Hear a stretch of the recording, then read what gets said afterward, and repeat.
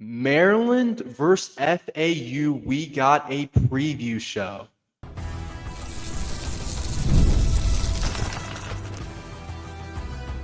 You are Locked On Terps, your daily podcast on the Maryland Terps, part of the Locked On Podcast Network, your team every day.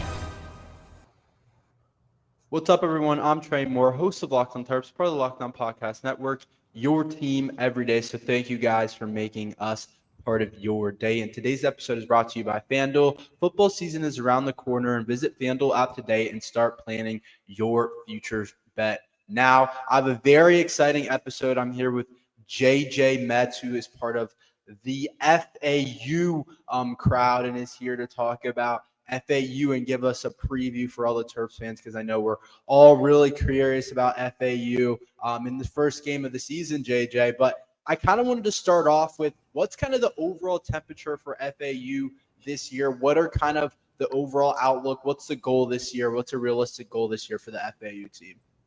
Yeah, Trey, first off, thank you so much for having me on. I'm excited to talk some FAU. When it comes to the temperature and the overall goal this season, I think FAU fans want to make a bowl game. FAU hasn't made a bowl game since 2019 under the Lane Kiffin days. And under Tom Herman and Willie Taggart, 5 straight years without a bowl. This season, FAU is looking to make a bowl game, and we're feeling pretty confident that we could do that. New head coach, new quarterback, so a completely new roster. We had the most players enter the portal in all of the conference. So we don't really know how this season's going to turn out, but overall, the goal every year here at FAU in the standard is to win at least 6 games.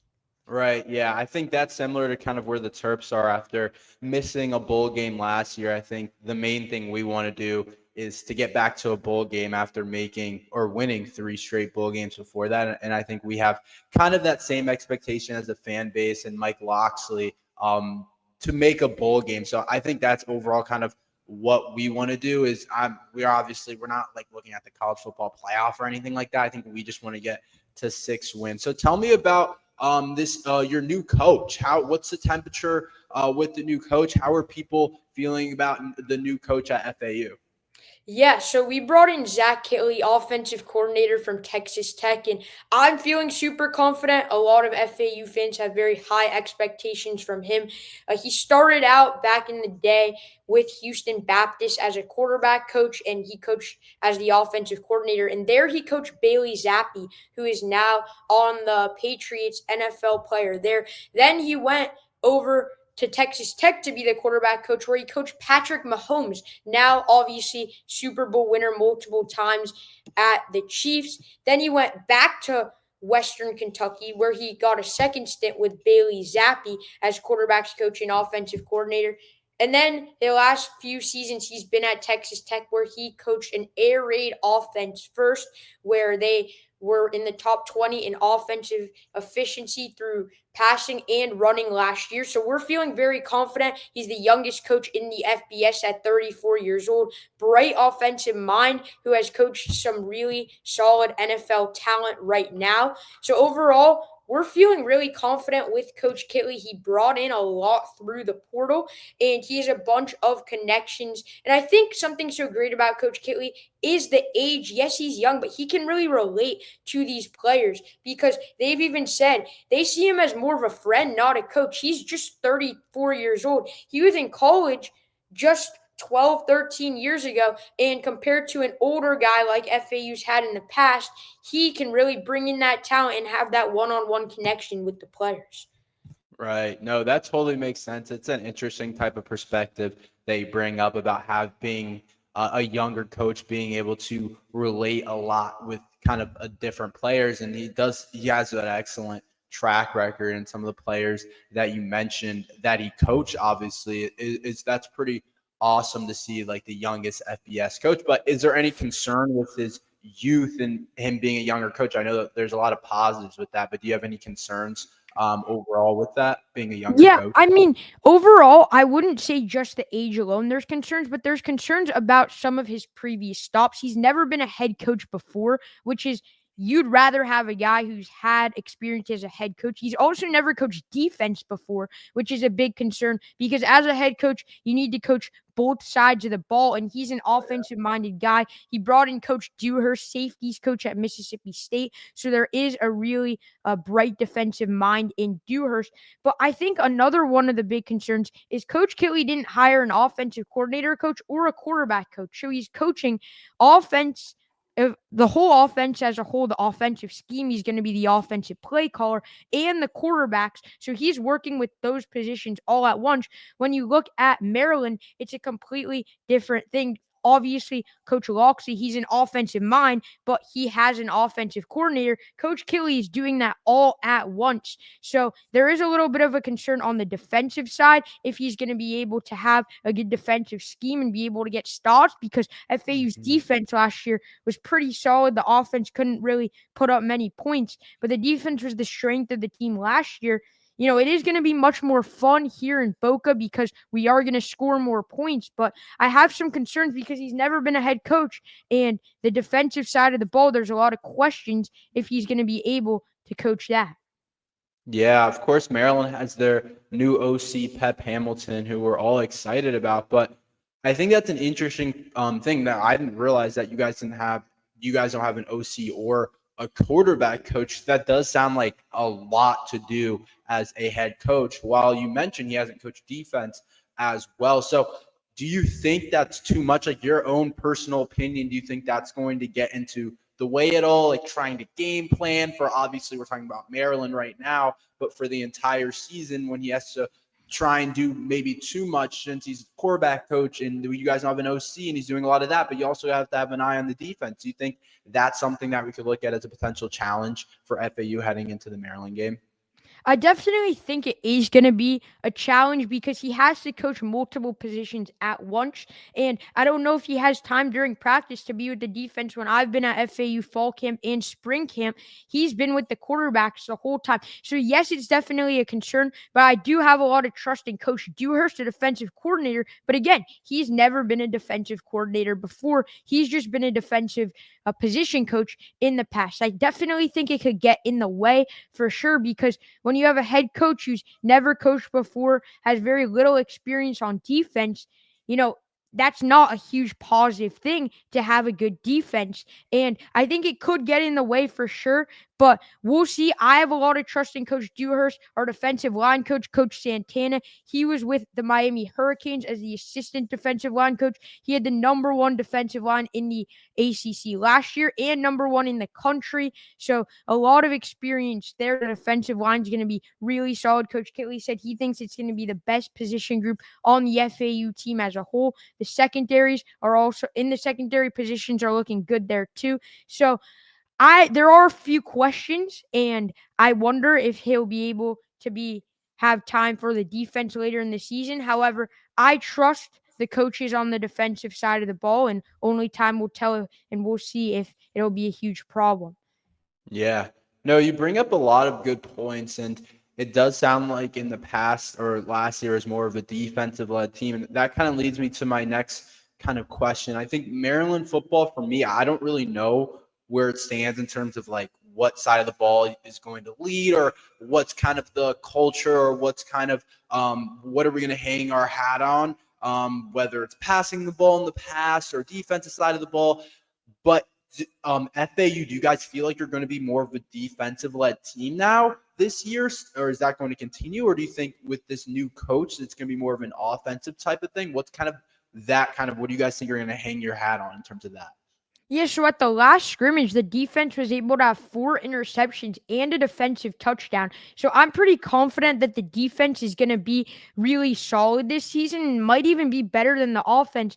But again, the offensive playmakers are looking really strong. We'll get more in depth into that later. We'll get more into that later.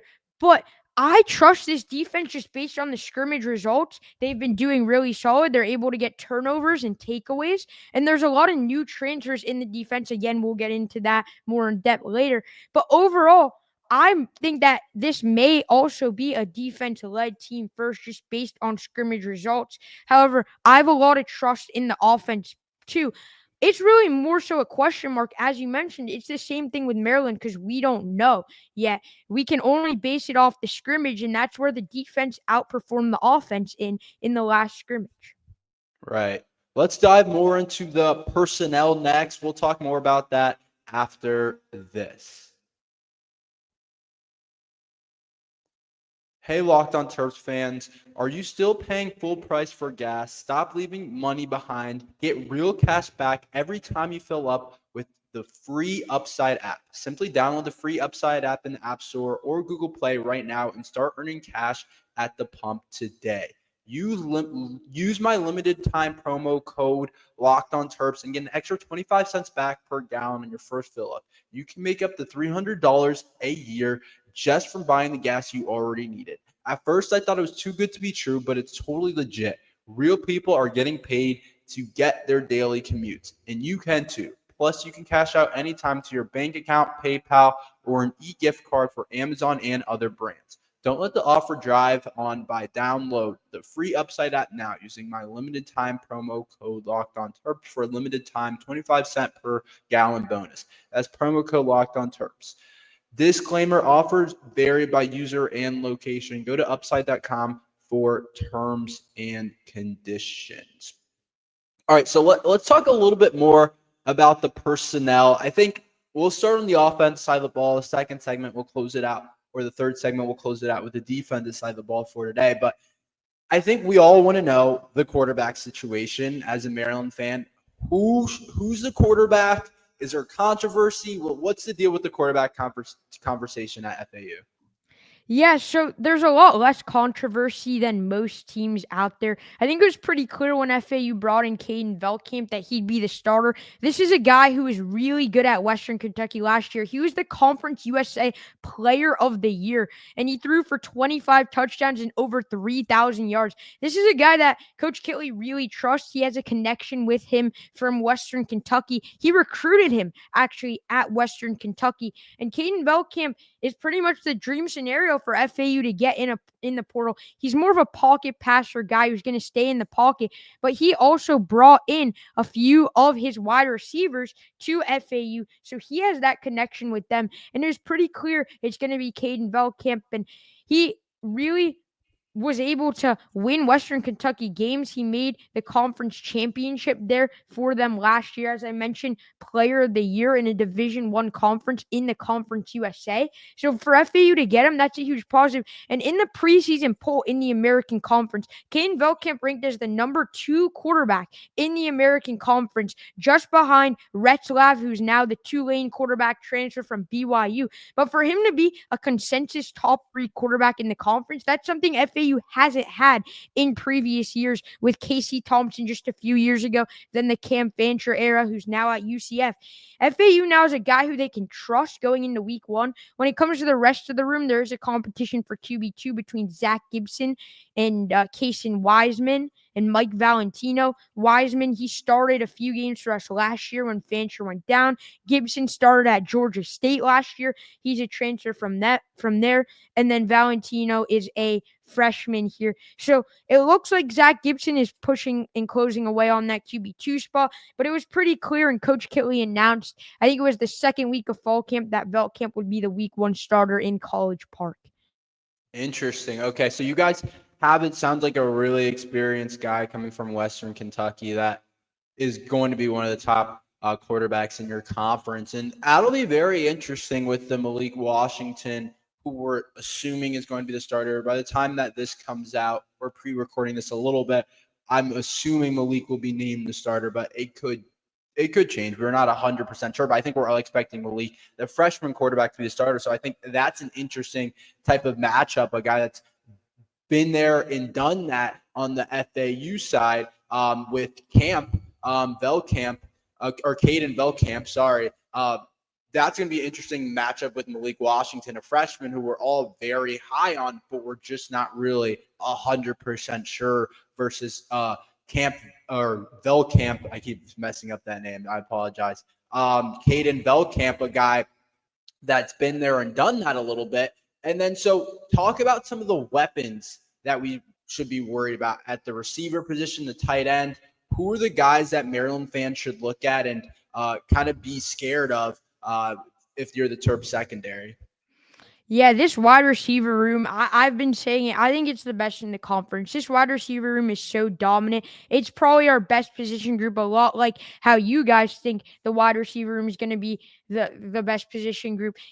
I've seen you say I'm also very high on Octavian Smith returning for you guys, but we also have weapons. We have Easton Messer. He's a transfer from Western Kentucky. He was with Caden Velkamp. He was the wide receiver one there. He had nearly 800 receiving yards last year, and I believe it was 6 touchdowns. So he's going to be that number one weapon, and he was really good in the conference last year. He was a walk-on at Western Kentucky and was named the walk-on player of the year about 2 years ago. He was listed for the Paul Hornung Award watch list, which goes to the most versatile wide receiver in the country. So he's going to be really good. He averaged over 14 yards a catch. So he's more of a deep ball threat, but Caden Velkamp's going to hit him on a few slants and digs, as we've seen in the scrimmage. And he is an elusive route runner. He can get open at many times. And I think that he could definitely pose a huge problem for this Maryland defense and the Maryland secondary.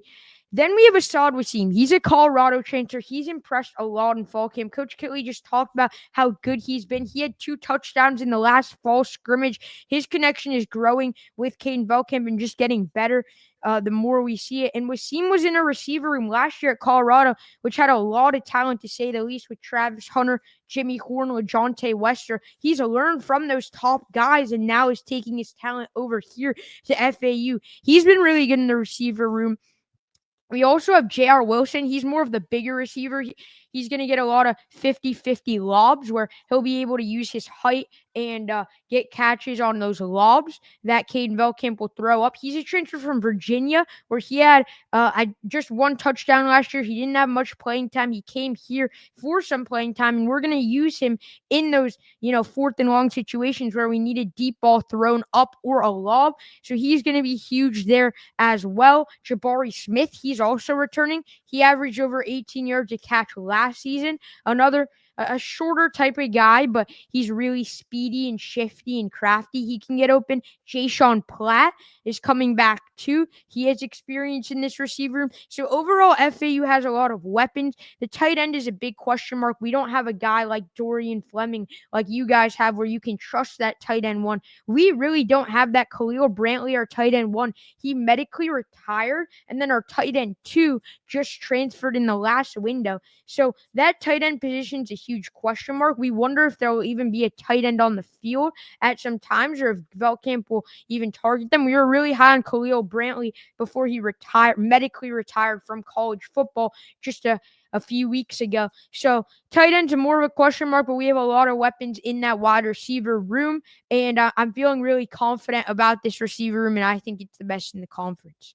Yeah, that's interesting to hear because I feel like Maryland's secondary still, it's an interesting type of secondary when we're talking about it. There's guys like Dante Joyner and Jamar Glasgow that are transfers coming in, but then we have younger guys that have played last year like Braden Lee and Kevin Humes, and you're like, okay, how are these guys going to match up with this, with a receiver room for FAU that's no joke? That definitely has some dudes. So that's definitely something that's interesting. And then I'm always curious, my last question about the offensive side of the ball, the offensive line.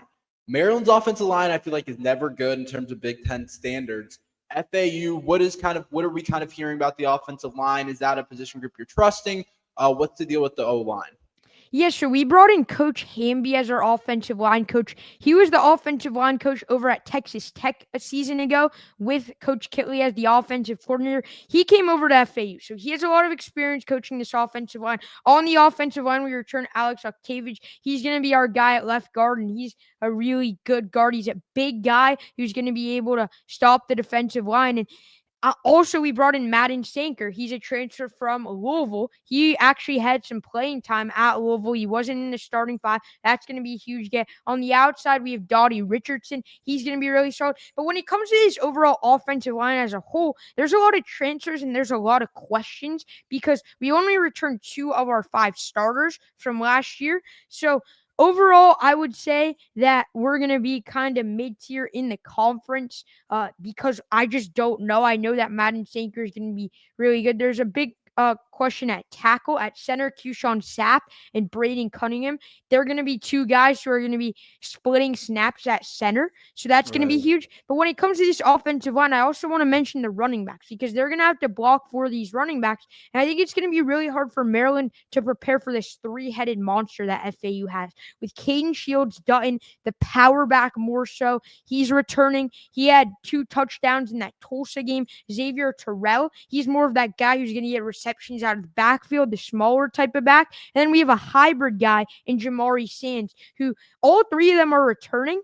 And Maryland's going to have to prepare for all 3 because our running back coach, Coach Perk, said they're going to split snaps pretty much 33, 33, 33. It depends on the situation. And this offensive line is looking really good compared to last year where we really didn't give Cam Fincher that much time. I'm really confident in Madden Saker, Keyshawn Sapp, Alex Octavius, who I think is going to be our best guard.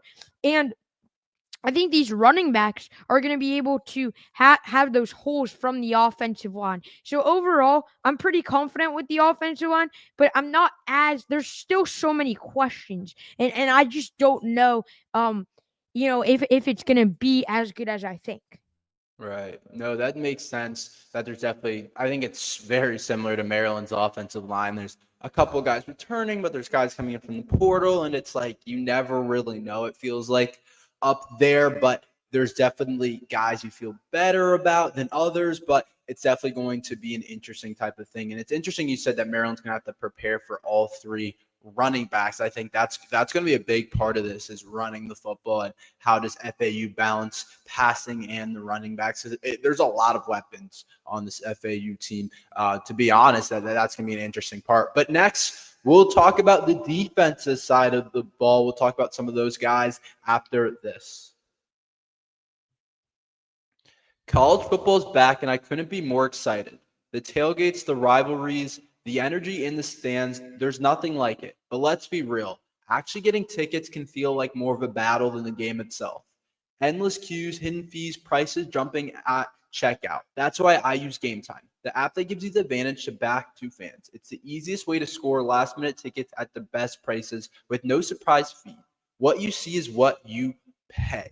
I used the Gametime app this summer to go to a Red Sox game. It worked perfectly. You're able to see your seat view, and there's so many different features to the app that are really beneficial. I love zone deals too. Pick the section, Gametime picks the seat, and you save big. So take the guesswork out of buying tickets with Gametime. Download the Gametime app, create an account, and use code LOCKEDONCollege for $20 off your first purchase. Terms apply. Again, the promo code LOCKEDONCOLLEGE for $20 off.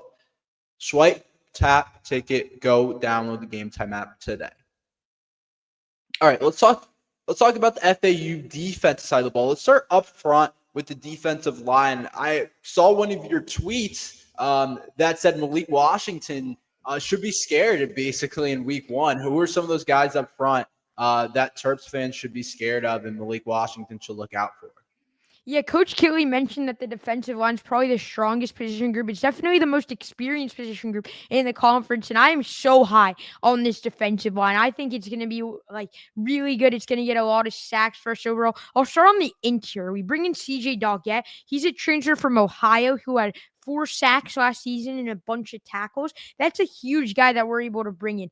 Bryce Langston, he's going to be next to him on the interior. He was picked to go to the American Conference Media Days, so Coach Kelly trusts him as a leader. He's a captain for this team, so he's very vocal. He's able to lead this team, and he's more of an undersized guy for a defensive lineman, but he's a really good bounce off the line, and he's going to be able to get after Malik Washington. And I've been at fall camp so many times throughout this fall, and I've seen that the defensive line, they're hitting that sled, and Bryce Langston has been really solid. He's been demonstrating to the rest of the defensive line and really leading them with what to do better. He's always out there giving tips, and I think he's going to be huge as well as Doggett on the interior. Going onto the outside, we bring in Wilkie Denard. He had 3 sacks in the scrimmage. He was really getting after the quarterback, and that's where I have the questions on the O-line for us, out on the edge on the O-line with our guards. But I think that on the edge side, Wilkie Denaud is going to really be able to get after Malik Washington on week 1. He's super fast.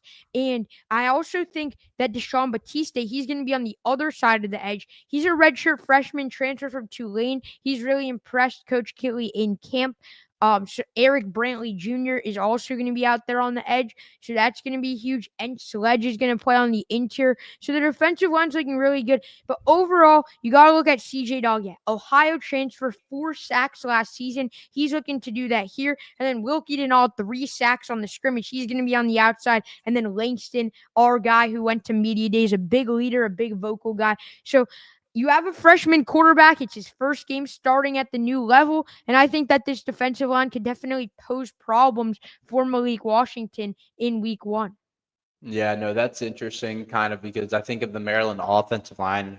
I wonder, is FAU going to be able to take advantage of the Maryland offensive line that just hasn't been good in a while? And that's been a big thing for me. I'm like, Malik Washington has to be protected at least decently well for him to develop confidence and to be able to transition into the player that we want him to be. So that's interesting.